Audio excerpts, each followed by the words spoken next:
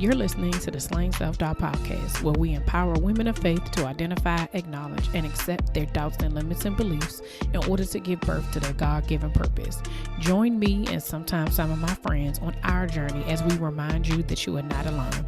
I'm Felicia Wallace, and together we will find our fears and slay them.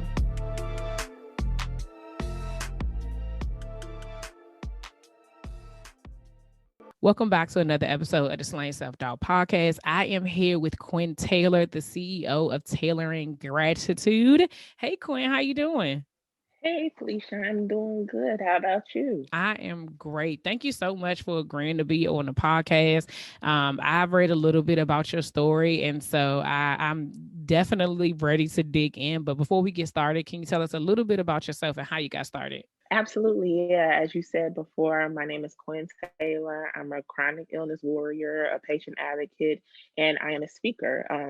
My story is at the age of 19, I was diagnosed with a chronic kidney disease. I was away at school, and my body just started going crazy on me. I would have scabs over my legs from where my skin was tearing because my legs would be so swollen. I was tired. I just didn't know what was going on. So I came home and was diagnosed with chronic kidney disease. I went on to go to school. I graduated. I was in grad school full time, working full time as a mental health social worker. And I went in for a doctor's appointment and they told me that my kidney function was declining rapidly and that I needed to get ready to start dialysis. Wow. Well, dialysis wasn't completely foreign to me. Yeah, imagine that at about 23, 24 years old. Yeah. So, dialysis, it wasn't completely foreign to me. My dad had been on dialysis since before I was born. But I grew up knowing what it was. I always tell the story, I'm kind of uh, older seasoned, as I like to say. So back in my grammar school days, they still taught about gender roles, and the mom stayed home and took care Yeah. of the kids and cooked, and the dad went to work. And I raised my hand and I had my little advocate voice then, and I was like, no, the mom goes to work and the dad goes to dialysis. And they was like, we have to sit her down and talk to her and explain life to her. But yeah, so it was one thing growing up with dialysis and something completely different becoming the patient. Yeah. So at the age of 27, I started dialysis. At the same time, I actually became my dad's primary caregiver. He had a Wow. kidney transplant for 10 years. And at the same time I started dialysis, his kidney went out. Mm. So you talk about adjustment, trying to adjust being on dialysis and then being someone's caretaker, and having to grieve and give up a life I had planned for myself. Yeah. If I had my way, I was in school to become a psychologist. Mm-hmm. So I would have been a psychologist, saving the world, married with 2.5 kids, a white picket fence, and a dog. That didn't happen. Yeah. And I had to grieve that life. I also had to grieve the life that I knew because when you get diagnosed with a chronic illness, it doesn't come with a handbook. Mm-hmm. There's no roadmap on how to figure life out with it. So after a couple years on dialysis, I decided that I wanted to get a transplant. Um, and I also made some life decisions. Um, you know, I was wondering what my life was going to be like now that I had, kind of myself.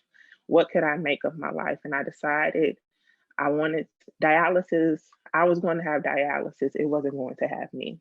And that's when I started to implement gratitude in my life, being Mm. grateful for what I had, because a lot of times we take things for granted and we don't appreciate or become grateful for things until we lose them. Yeah. And I didn't want to be grateful for things that I had, because I was thinking about the things I lost. I want to be Yeah. grateful for everything in the present. So in case something happens, I can say, hey, I appreciated life to the fullest. And so I began advocating. I began to speak up for other people until they could find their voice. I always say Yeah. I got enough mouth for me and everybody else. And this look, I do. And during this advocacy, it gave me purpose Mm. within dialysis. I had a purpose, and my purpose was to educate, empower, and encourage patients that your life doesn't end with this diagnosis. There's a way to manage life with a diagnosis. I went through this journey of getting transplanted. I had to lose weight. I was able to do that. Um, and I remember it was in 2015. I had a treatment on a Wednesday. And I remember just being in a really bad place. Like Mm. everybody, I got listed. I was on the transplant list, and everybody kept telling me it's going to happen soon. You're healthy, you're young, it's going to Mm-hmm. happen. And it was another year and a half. And here I Mm. was still stuck in this chair getting these treatments. And I remember praying to God, just like crying out, like, I give this to you because I can't carry this no more. It's Yeah. breaking me. And Mm. the next morning at 3:30 in the morning, I got a call saying they had a kidney for me. They asked me how soon can you be in the house at the hospital. I said, give me 10 minutes and I'll be I know there. that's right. um, and the crazy thing about faith is I had actually packed my transplant hospital bag like a year later, and I would carry it with me in faith. Like, Wow. I'm gonna need this. And when I got ready to go to the hospital, I grabbed Grab it and that went to the bag. hospital. Like, Yeah. look, if you stay ready, you don't have to get ready. Listen. So I went in, got the transplant, and I remember the first time I remember waking up after the surgery. I was in ICU, and the world was brighter. Colors were Mm. brighter. It was like I was seeing for the first time again um, in years. And Wow. so after that, I came home and I recovered. And 6 weeks to the day after I got transplanted, my dad passed away Oh, suddenly. No precursors. It just happened. And wow. I always say my kidney was a double gift. Not only did someone give, make the selfless decision to give me a second chance at life, Yeah. and I wanted to honor their life, but it when I was hit with the darkest, absolute darkest moment of my life, my kidney saved my life because my kidney is what encouraged me to keep going when I didn't know what life was going to be like without my dad. And Yeah. so I moved forward, found my voice and my purpose in advocacy, and I started tailoring gratitude to pass it.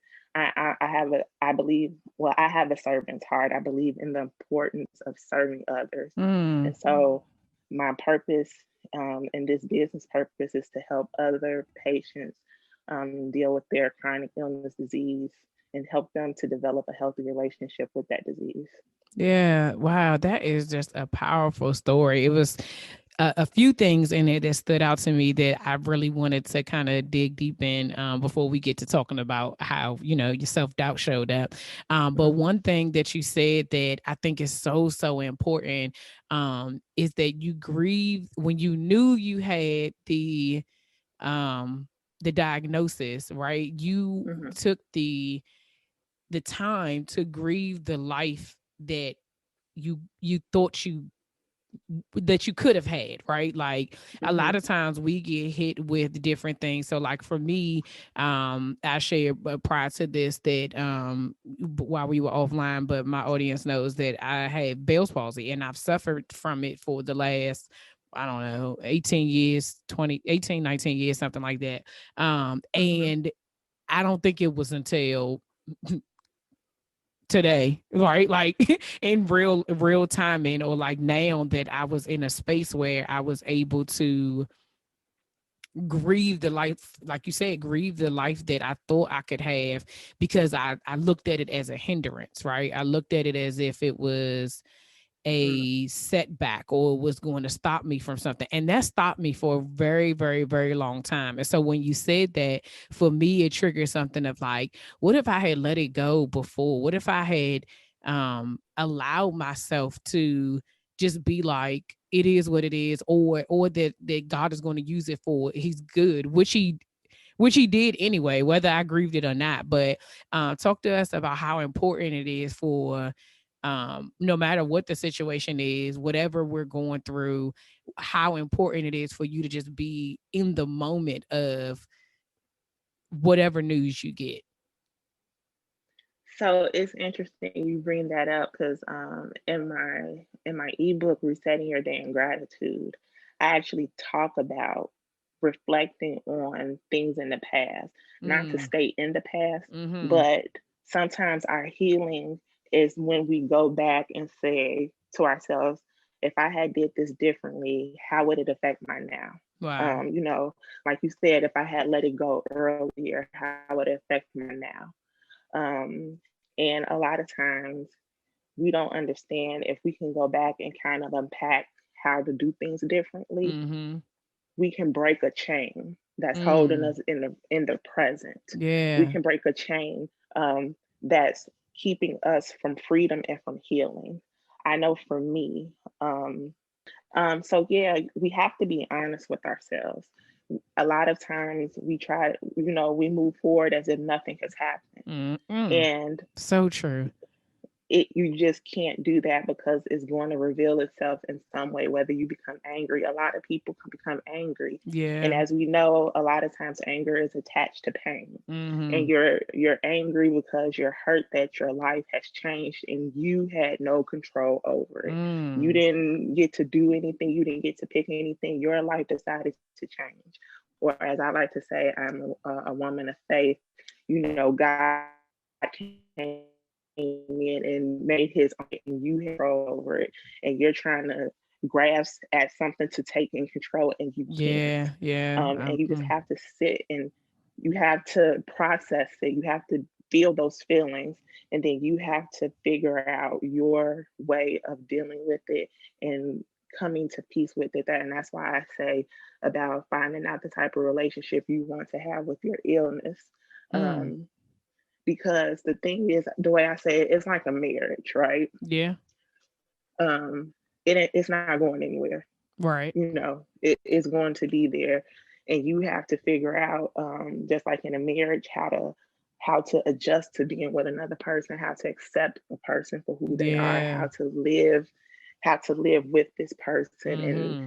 how you want to how you want your what type of relationship you want to have with your Yeah. spouse, your significant other. And that's kind of how your disease is. You can hate it, or you can accept it and embrace it, and you can be free. And I always say that was my thing. I didn't want to carry, look, it's enough dealing with pain, symptoms, Mm-hmm. medication, side effects. I didn't want to carry the heavy feelings with it. I wanted to be free.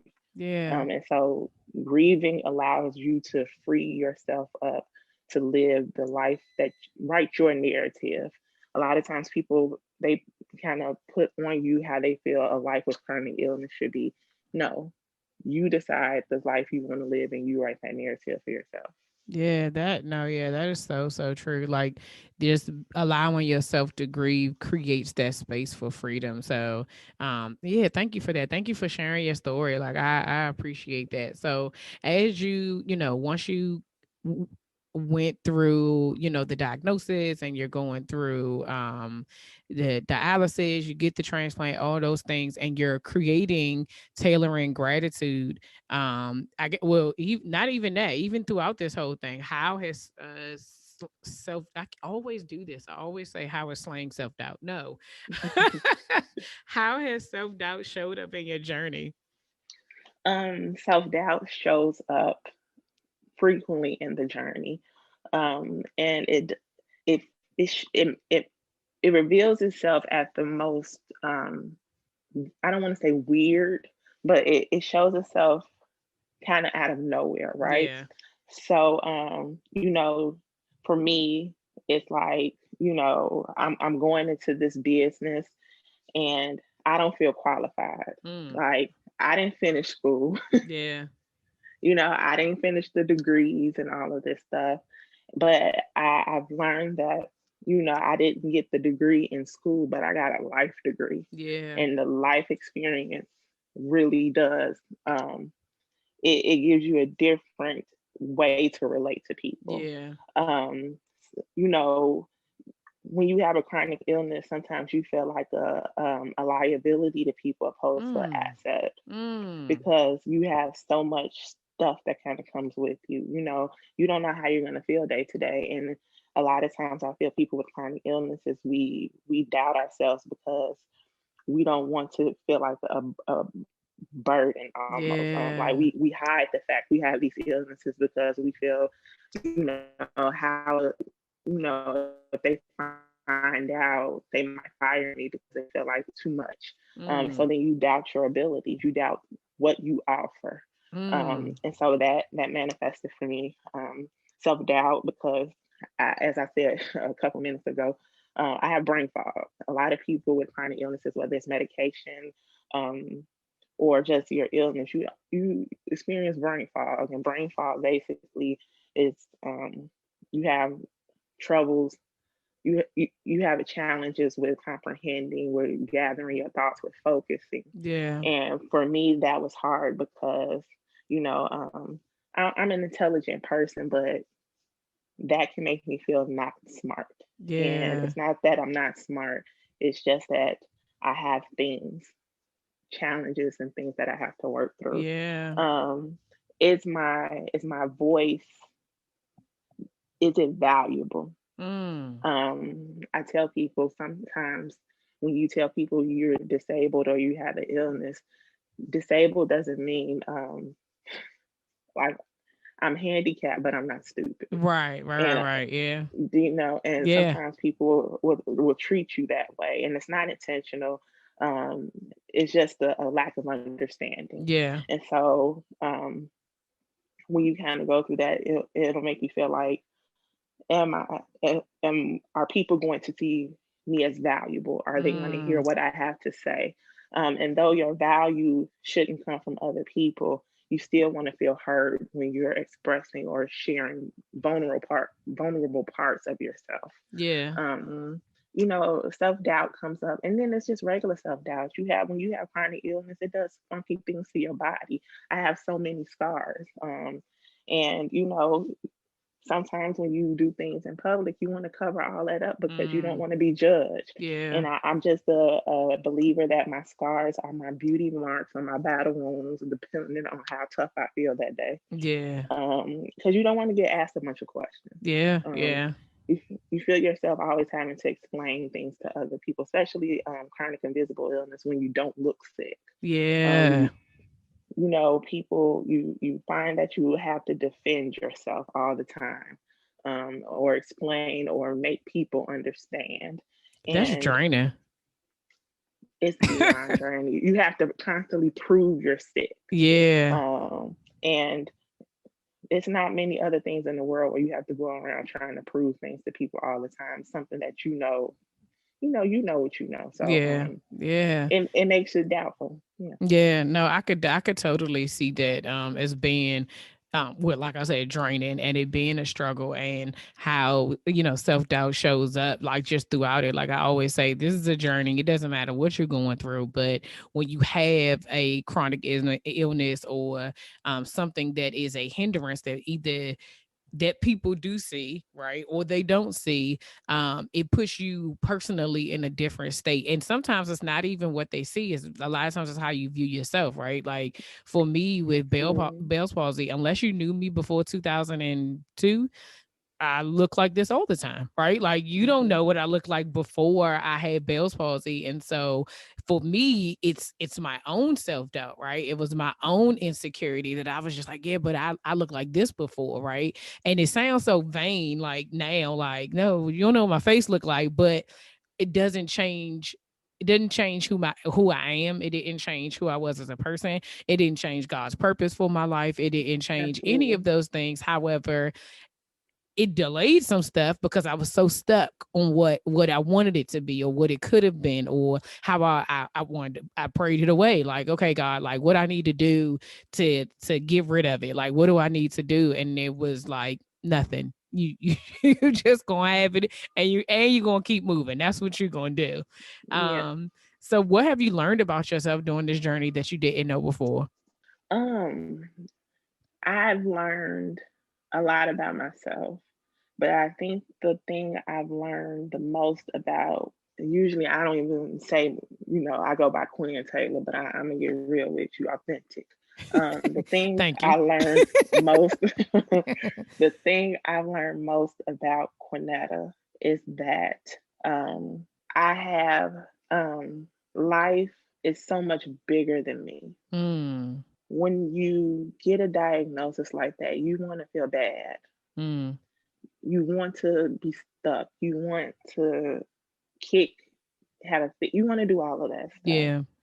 And like you said, you want to pray it away. You Mm-hmm. ask God, take this away from me and all of this stuff. And I can remember coming to a place where what I learned about me was God knew about this and he purposed this for me before I was even born, right? Yes, yes. So that means when he made me, he gave me all of the tools that I need to make it through this journey. And not only to make it through this journey, but use this journey for his glory, right? Yes, yes. So it was never about me. Mm. I just got chosen to take this journey, but I am merely a vessel Come on. to You about to be preaching to in here. I am merely a vessel that he placed on this earth for his children to help those who need encouragement, inspiration, Yes. who need to know, hear stories and reminders about the goodness of him, what he's able to do, and that he keeps his promises. Yes. Um, that he can use anybody. Because I always Anybody. say, I'm a nobody, just trying to tell somebody about him. Yeah. Um, so that's the thing I learned the most. And I even say I'm an only child. So, we got a reputation. People say we kind of, selfish and bratty. I mean, I don't think so. I don't think so, but I'll give it to them. But no, it's been the most humbling lesson to learn that, and people don't like to hear it's not about you. Yeah. Yeah. It, oh, that hurts them. You want to hurt somebody, tell them it's not about you. Yeah. Um, but to learn that about myself, that it's not about me, it's about something so much bigger than me. And that I have the ability to fall 8 times and get up 9. Mm-hmm. Um, I have In real uh, life. literally, because when I say I done fail and hit the wall and pass the look, and that I have courage that I didn't know I had, Mm. a courage that has been given to me, to just to step out in boldness and in faith to do what I know I'm purposed to do, even though it's uncomfortable. Yeah. And I think you understand this is not Absolutely. always, it's not comfortable just kind of telling, all No. but it's bigger than me. And so this Yeah. courage and fear carries me through. And then you look back and say, well, that was well done. Thank you, God, for using me. Yeah. And the crazy part about it is I was actually listening to something not too long ago. It's like, if that's what we want to hear, right? Hmm. Well done, thy good and faithful servant. Like, then we have to do the work, and then we have, and a part of what one of the things you said is service, right? You don't serve yourself. You serve. If you're a servant, I'm not serving myself. I serve others, right? And so Yes, one of the biggest things I always say is that it's about community, and I'm very clear now. I may not have been so much in the beginning, but very much so now that our obedience is connected to somebody somewhere. So if we don't do what we're come supposed to on. do, whoever the next person is that's supposed to do their thing, um, it will not happen, right? I did an episode a couple of months ago, and I can't remember, but I think it's with Natalie Melton. I don't know the name of it, so y'all can go back and listen. But another guest episode where I talked to her about, she held an event in our area. It's called Celebrating Melanin. It was a one-time thing, right? Because then the whole world Hmm. shut down, right? Um, but it was literally the month after I left my full-time job to pursue Slant Self-Doubt full-time, and it was for entrepreneurs. And I was like, I don't think I should go. And my sister was like, no, go. Like, you should totally do it. And I went, and it was, oh my gosh, the experience was a freaking amazing. And it was a point um in the night where every person was supposed to give their like logos or whatever. And so when you signed up, you gave it. And so she was literally putting them all on a projector like throughout the night. And so I get a text from another friend of the picture of it. And I'm like, what is she looking at? Because the way my back was too like where the projector was. So I had to turn Hmm. around and I looked and I was like, oh my God, that's me. right? And so for me, it was like that was the moment that I knew like this is real. It is that you Yeah. have to move forward. It's this right here is a real thing. So in that conversation, she says to me that celebrating melanin was a God ordained thing. Like she literally, it started out as something else and God told her to do something completely different and she did it. And it was literally in that conversation where it was like a full circle obedience, because had she not been obedient, it would not have pushed me, propelled me forward to do that, which then wouldn't have allowed me to be obedient to continue to do. And then on top of that, then she's on the show and I'm doing the, Yeah. interviewing her on the episode. And even still, when I first started this, slaying self-doubt was, it was about me sharing my journey. But then once I realized, like you said, it's not about me. It's not just about me. And someone else has a story that they need to tell. And if I have the platform to be able to say your truth, right? It's freeing to Yeah. be able to say your truth. Then I'm not doing my job if I'm trying to keep it all to myself. No, come No, on, come y'all. on, Y'all sis. come on over here Yeah. and tell the truth and the whole truth. Okay.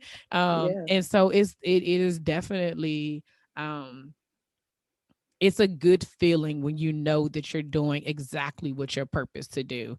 And when you're doing that, it even as difficult it is in the uncomfortable moments when you really don't feel like it, when you're being pushed and you like, you want me to go there, that's what you want me to do today, like, Look. I'm not ready. You do it anyway, right? You do it Yes, you anyway. do. So let's And talk. Oh, go ahead. no, I was just gonna say it's such a testament to the thought that the most safest place to be is in the perfect will of God. It'll never lead you wrong. Amen. Amen. Yeah. So let's talk about tailoring gratitude. Yes. And let me just tell you that for whatever reason, I'm telling y'all, sometimes I be smacked. Like I just don't pay attention. Like it sometimes it take a minute for stuff to click, right? Whole Yeah. time I just realized tailoring is your last name. It was a play on words that yeah. And believe me, it happens with other people. But yeah, it was a play on words because of my last name being Taylor. Yes.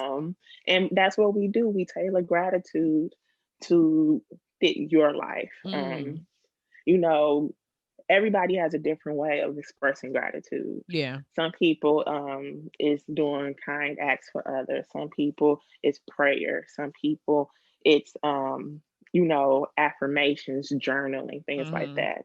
And every way is right. You just have to figure out the way that's right for you. Yeah, absolutely. And then with having a chronic illness, sometimes we have obstacles that keep us from doing certain things. Hmm. So it's about, and life becomes overwhelming.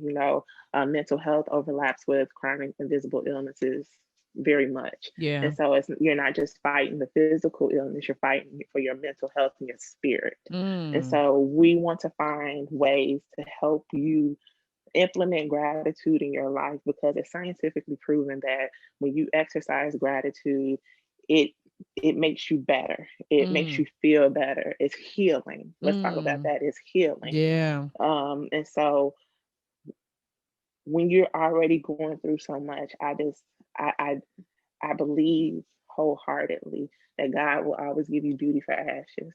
So Mm, if you take the time to give to feed your spirit something that's going to help you feed the world, blessings come down. So I yeah. just want to help other patients to maneuver and manage their illnesses through tailoring gratitude. And it's not, it's so many different chronic illnesses. And just to take it to a different level, I also my thing is to really empower and encourage Black women with chronic illnesses. Yeah. A lot of times, Black women don't even know they have chronic illnesses because they're just moving. Yep. Um, Girl. they're just moving, and they're just kind of, oh, I, they as women, we are nurturers and we think of everybody else and ourselves last. And I just want to really spread this message of take care of you. You're Yeah. important. And without you, um, who keeps it, not who keeps it going, but you're necessary. Yeah. And Yeah. so just about, implementing the gratitude, having self compassion, having time for self-care. I think being through this pandemic, people have kind of learned on a different level how important self-care is. Yeah. Everybody is so busy on the hustle, on the grind, trying to move, but what good is all of the that if you can't even enjoy it?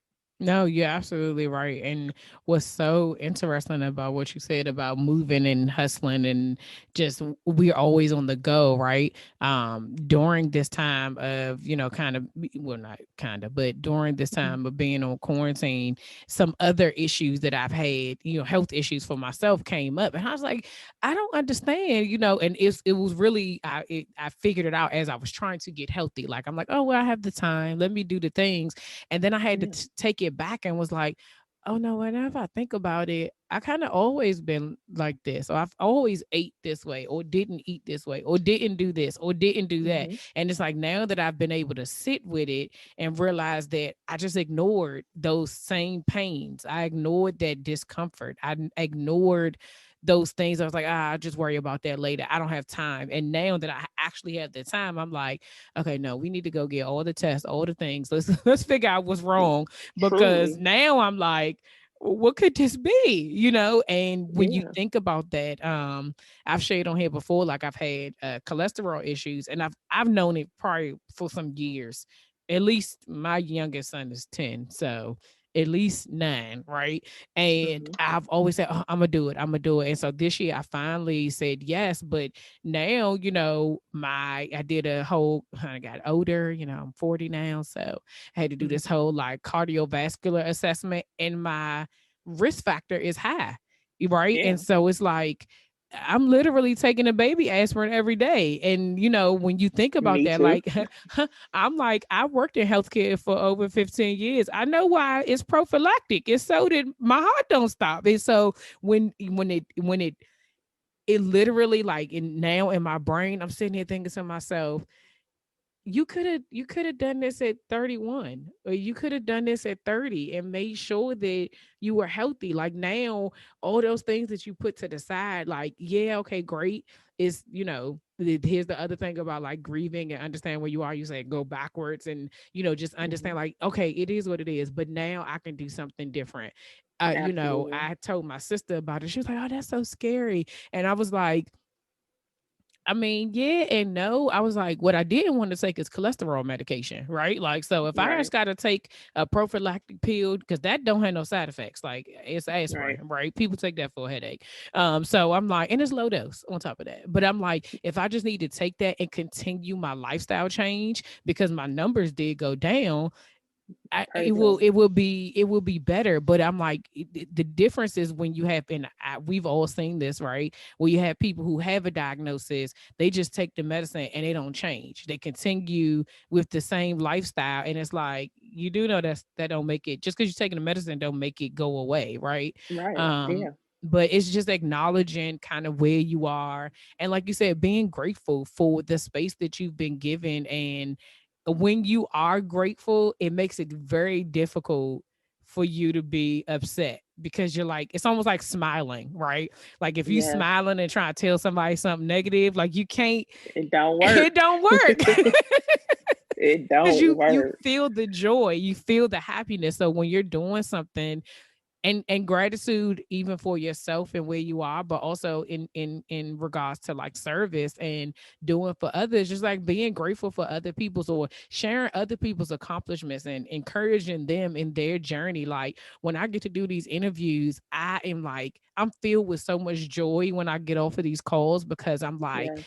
number one, we out here killing it, right? Because we're walking in our purpose despite Absolutely. what could be, right? And we are grateful for the fact that God said, no, I need you. And then, yes, I am calling you. Yeah. And I don't care if you done hung up on me about 37 times. I'm going to keep leaving you a Keep voicemail. ringing. Yeah. And I'm going to keep ringing until you pick up. And so when we answer the call, it's like, I can't turn back. I can't. And then what happens is that I can't be mad. I cannot be upset about where my life has been, because if it had not been for him, Hmm. who knows where I would be, right? So all I can be is Hmm. grateful that despite my foolishness and all of the mess that I create for myself, he still saved me. He still wants to use me, and he's still providing, protecting, all of that. Like, and it just be so, Yeah, that's a whole his nother grace. word, y'all. Look, that grace and that mercy Mm, is sufficient, more than yes. sufficient. And he is the God of second chances. How many times has he? And I can speak for myself. I know he told me to do Taylor and Gratitude more than a few times, and I was like, not right Mm, now, God. mm-hmm, The way mm-hmm. my life's set up, I don't think it's. I'm gonna just let's talk about it again a little bit Yeah.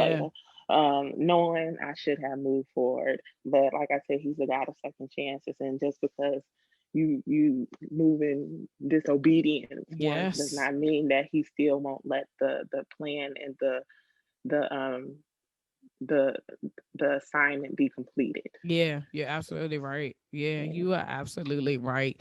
Thank you so much, Quinn, for joining us today. Like, this was such a great conversation, and I appreciate you sharing your story and just being honest, even with your black girl with the big name. Okay, because Felicia, I get it all the time. Like, how you pronounce that? How you phonetically? Phil Isha. That's what it say. Okay. um, but I am so grateful for you just being on here and just sharing your story and your journey, and I can't wait to see what's going to come from this, because I know, like, this is right now. I've seen so many people like talking about these chronic illnesses, and it being like, especially in our communities, about how we've ignored them or how we feel ignored, right? And so Yes, this is your time, sis. This is your time to I really receive it. just go out there and kill it. So how can people connect with you? Absolutely. You can find me on social media. You can find me on Instagram at Taylor and Gratitude, LinkedIn at Taylor and Gratitude, and Facebook at Taylor and Gratitude. You can always visit my website, www.taylorandgratitude.com. And you can always email me at info at www.taylorandgratitude.com. Look, I like to keep it simple. If I you like listen. me, I can't remember a whole lot of different things at once. So if you keep it consistent, it's easier for people to remember and to access. But yes, you can always reach me there. If you find me on Instagram, you can always DM me. I'm constantly talking to and encouraging people. So yeah, reach out to me. Yes. Let's chat. Yes, thank you so much. Y'all know everything's going to be in the show notes. So even though she already told you where it's at, okay, Taylor and Gratitude, period. That's exactly where Correct. it is. And that's Um, what it is. and that is what it is. So thank you so much, Quinn. I appreciate you. Thank you for giving me this opportunity to share. And I truly appreciate you and what you're doing with helping people to know that they are more than enough and they can do it if they put their mind to it and keep pushing forward. We need to help rewrite that narrative too. So blessings Yes. to you for that. Thank you so much. I appreciate that. Always. We end every episode with the serenity prayer, and it goes as follows: God, grant me the serenity to accept the things I cannot change, the courage to change the things that I can, and the wisdom to know the difference.